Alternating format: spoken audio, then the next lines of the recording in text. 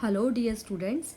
In last module we have discussed area of 2D figures like square, rectangle, triangles, etc. And now you can see that in this building there is a nice glass which is in the shape of quadrilateral.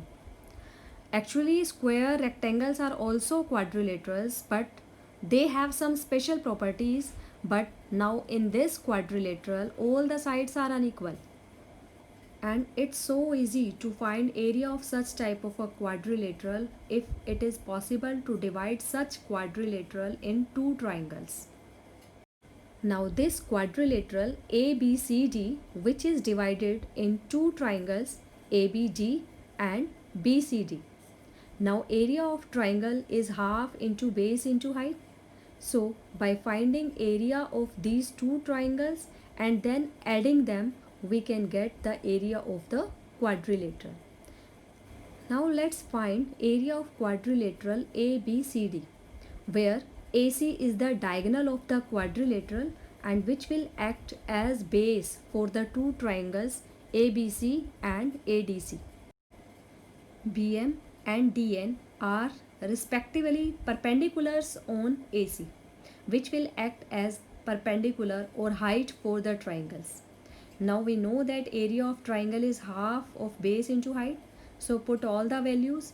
Half of 22 into 3 plus half of 22 into 3 means 33 plus 33, 66 centimeter square is the area of quadrilateral.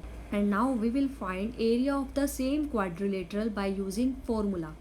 Formula is half of h1 plus h2 into d, where h1 and h2 are the length of perpendiculars on the diagonal and d is the diagonal.